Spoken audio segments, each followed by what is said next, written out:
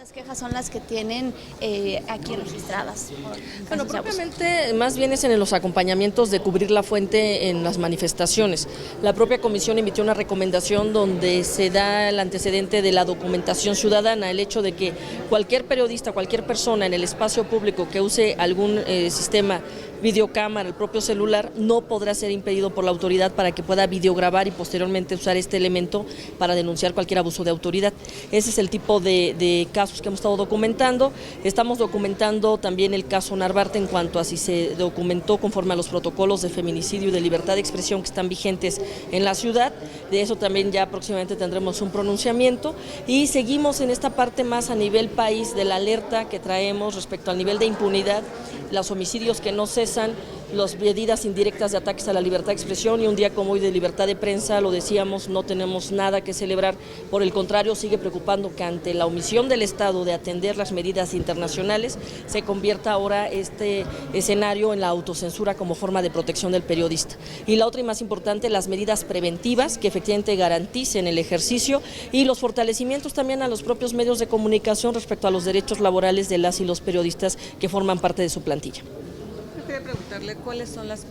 principales amenazas a la libertad de expresión. De alguna forma lo dijo, pero que usted no. La más grave en cuanto a amenazas son los ataques directos que van desde los homicidios y desapariciones. Aquí lo que hemos denunciado y que ya nos alerta es el nivel de impunidad. En la medida en que no se busquen a los responsables, no se consignen, no se lleven las investigaciones, vemos que hay más de un 90% de casos abiertos que a la fecha no se sabe quiénes fueron los probables responsables y lo peor es que se siguen dando estas situaciones de ataques directos a las personas que ejercen el periodismo, hombres y mujeres ya sin distinción. Ese digamos que es el más grave. El otro es el sutil, el que tiene que ver con sus cuestiones de libertad laboral, de los derechos laborales que pueden tener, de las cuestiones que se pueden manejar en una tercera parte del país, de criminalizar el ejercicio de la prensa con los delitos contra el honor y las demandas. Vemos que no cesan las demandas ahora contra periodistas que documentan casos de interés público. El problema no es que se han llamado a juicio, sino los tiempos que desgastan el ejercicio periodístico. Y la nueva Ley General de Transparencia que ahora también abre nuevas vertientes para documentar casos de periodismo de investigación,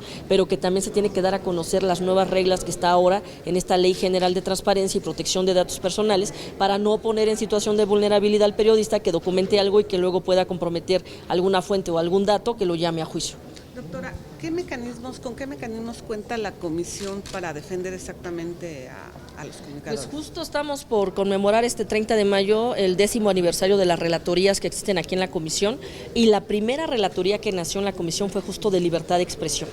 Creo que esa parte también de que en las comisiones de derechos humanos haya relatorías porque son personas especializadas, capacitadas en la materia, puede no solo generar el tema de la documentación a través de quejas de posibles agresiones, sino informes especiales, informes a los relatores internacionales, documentación que se pueda hacer a nivel país y visibilización de estos temas. La comisión desde hace 10 años fue pionera en generar la primera relatoría en la materia. Y por otro lado, pues los cursos de capacitación constante, la documentación, los materiales que se da de manera permanente por el área de vinculación con sociedad civil y mucho también en coordinación con la propia sociedad civil especializada en materia de libertad de expresión. Y hablando, ¿Cuántos casos ha tenido la comisión?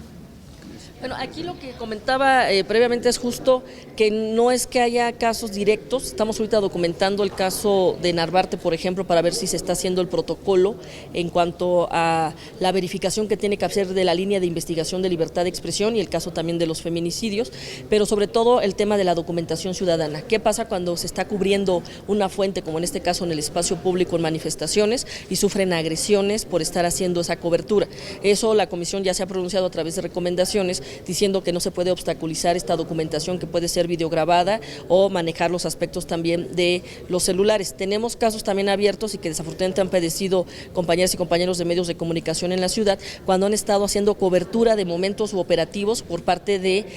personal de Secretaría de Seguridad que sobre todo o les retira su equipo o no les permite documentar el caso cuando está pasando en el momento del operativo. Eso también lo tenemos actualmente en investigación y los casos que más bien reportamos a través de la relatoría a nivel nacional, los más graves desafortunadamente son el tema de los homicidios, desapariciones, los temas de amenazas y las situaciones ahora también de la revisión integral que debe haber en los casos de las normas que pueden obligar a un periodista a estar permanentemente demandado. De la los ¿Qué ha casos. tenido el gobierno de la ciudad en relación a sus recomendaciones, específicamente el caso anterior? El caso de la recomendación de documentación ciudadana fue aceptada, está en nivel de cumplimiento, pero lo más importante es que desde el 2006 la Ciudad de México despenalizó los delitos contra el honor. Aquí en la ciudad no existe los delitos de difamación, calumnia e injuria, e incluso creó una ley especial de responsabilidad civil para la protección del honor, la vida privada y la imagen. Pero a eso le falta un complemento, que los procedimientos sean más cortos. Y otra y más importante, el Poder Judicial tiene que estar capacitado porque luego llevan el procedimiento como un daño moral cualquiera, bajo otra lógica, sin ver que el que está siendo sujeto del juicio es un periodista que hizo periodismo de investigación o documentó un caso de interés público. Entonces, ese sigue siendo un reto, a nivel país sigue vigente también tanto responsabilidad civil como daño moral, y lamentablemente vemos casos emblemáticos que se han hecho públicos de periodistas que son llamados a juicio, y el problema no solamente es el juicio en sí, sino el tema de los tiempos que se llevan cuando tramitan estos procedimientos que desgastan necesariamente el ejercicio periodístico. El caso de Filiberto que usted acaba de mencionar. Este caso es el último que se presentó el fin de semana, es un conductor de radio que desafortunadamente fue asesinado. Su programa se llama Poemas y Cantares, incluso era un tipo de programa cultural. Es el último fallecimiento que tenemos reportado en cuanto a casos de homicidio. Indistintamente el móvil que pudiera llevar a un homicidio, la autoridad tiene la obligación de documentar primero si no fue por cuestión de su libertad de expresión o por ejercicio periodístico. Esa es la parte que no se hace necesariamente cuando se documentan los casos de periodistas en cuanto a agresiones que viven. Y los estándares han dicho, siempre que a un periodista se le agrede, se presume que es por su ejercicio periodístico, salvo prueba en contrario. ¿Qué hace la autoridad? Primero busca el escenario de no fue porque pasaba por ahí, lo confundieron, crimen pasional, pero no investiga la otra línea. ¿Cómo saben que no fue por su ejercicio periodístico? Se tiene que documentar qué investigó, qué iba a investigar, qué intereses afectaba con sus publicaciones o qué intereses iba a afectar por futuras publicaciones conforme a la evidencia que tengan. Ese es un punto que es importante que la autoridad agote cada vez que documenta un caso, porque más allá que no sea por su libertad de expresión, pues también tiene acceso a la justicia de saber quién cometió el delito. Cuestión que a la fecha, por el nivel de impunidad de más del 90% de casos sin resolver, no tenemos siquiera una certeza de todas las y los periodistas asesinados, cuál fue el móvil o cuáles fueron las razones por las cuales no están con nosotros. A ustedes, gracias, compañeros. Y se ha detectado que de aquí se hace toda una estrategia con el propio gobierno de la Ciudad de México para darles la primera llamada, y la primera llamada que quieren hacer es justo a su familiar del otro lado, en Estados Unidos, para decirles que están bien, porque a veces simplemente no regresaron del lugar de trabajo, de alguna salida que tuvieron. Y vemos que son alrededor ya casi de 2 estados de la República que cuando llegan a la ciudad regresan a sus entidades de donde originariamente habían partido, 12. De 12 por lo menos. Esos datos los trae ahorita diagnosticados la Secretaría de Desarrollo Social, que es y CEDEREC, que son los que en el aeropuerto están dando esta primera atención. Lo que estamos haciendo con ellos en campaña conjunta es darles un folleto que tenemos nosotros de la red de H Migrantes, donde vienen sus derechos, sus embajadas, consulados, porque muchos son connacionales, pero otros por supuesto son personas que vienen de Centroamérica, y que así también como exigimos hacia el norte, también queremos que se exija hacia el sur las condiciones humanitarias y los corredores humanitarios que debe haber cuando transitan por el país.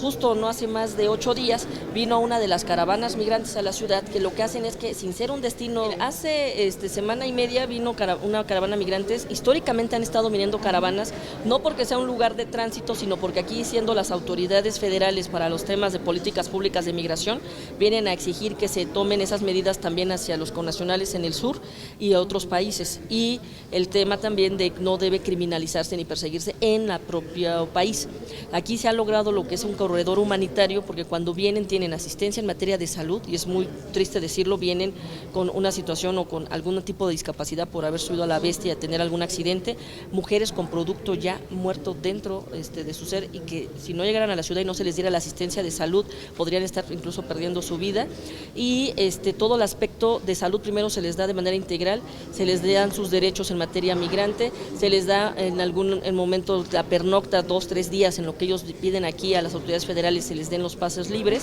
y visibilizar el tema que sigue pendiente a nivel país, porque no solo es la exigencia que ahora nos obliga el discurso de odio del presidente de Estados Unidos, sino son los pendientes que tenemos como país hacia connacionales y otros países de Centroamérica en la correlación que tiene que haber en materia federal. Entonces, Por parte de la Comisión, en este marco del 10º aniversario de las relatorías, se creó esta relatoría especial que estará documentando casos, dando seguimiento a la red de H migrantes, acompañando, como ya se hizo en esta semana y media, en las gestiones con el propio gobierno, y de así lo tengo con toda claridad, reconocer la apertura que ha tenido tanto Secretaría de Salud, Secretaría de CEDEREC, en el caso también de la propia Secretaría de Desarrollo Social, por instrucciones del propio jefe de gobierno, de apoyar a las personas migrantes que estén en la Ciudad de México transitando. La Comisión hace estas alianzas con la propia sociedad civil y las caravanas, y afortunadamente hemos logrado estos espacios donde se dignifica el trato que tienen estas personas mientras están en la Ciudad de México. Sigue siendo el gran pendiente otras entidades federativas, todo lo que implican los países de Centroamérica y la política internacional del propio país, de cómo atender este tránsito que viene de sur a norte y cómo atender ahora las deportaciones de norte a sur y de los que llegan a la Ciudad de México. Y además, me decía que son 2 estados y los estados, las cifras, hombres, mujeres, y se han atendido si quieres a niños. te las localizamos, sí hay, se han detectado y es una alarma también que traemos, las niñas, niños que transitan sin acompañamiento de adulto. O sea, ese es uno de los grandes temas también respecto a que se va primero la familia y ellos salen de sus comunidades, y ya no es un tema, también hay que decirlo con esa claridad, ya no es un tema de buscar una mejor calidad de vida en otro estado por no conseguir, en otro país por no conseguir un empleo, no, es porque salen de espacios de violencia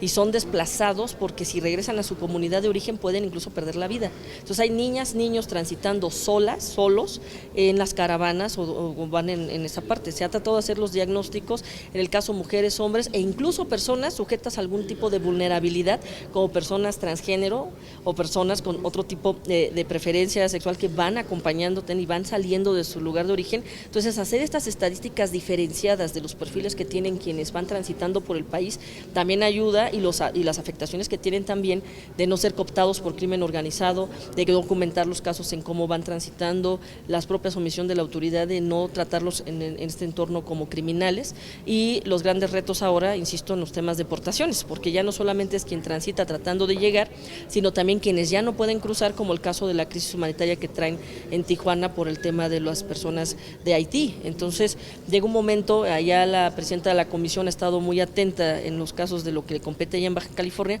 pero no tiene ni la suficiencia, ni el recurso, ni el espacio para atender a todas estas personas originarias de Haití que están concentradas principalmente en la ciudad de Tijuana. Entonces se están dando varios focos en diferentes momentos, es complejo el problema y por eso la comisión creó esta relatoría, justo para empezar a diagnosticar, retomar, porque llevamos 3-4 años trabajando este tema con otras organizaciones y otras comisiones, para visibilizarla y también estar muy pendientes de lo que está haciendo la propia Comisión Nacional, el gobierno federal y las propias organizaciones denunciando caso a caso. Le preguntaba más esto porque dicen los mismos obispos, nosotros tenemos años apoyando a los migrantes y ahora la coyuntura pues ha obligado a las autoridades locales, federales, municipales a tratar este tema, pero a tratarlo no solo hoy, sino que sea permanente. Bueno, de entrada, y hay que reconocerlo efectivamente, ha habido sectores sociales preocupados y ocupados históricamente en este tema. La propia comisión, la red de H migrantes, la llevamos trabajando 4 años en la institución, no es un tema reciente, y lo trabajábamos pensando más en la parte humanitaria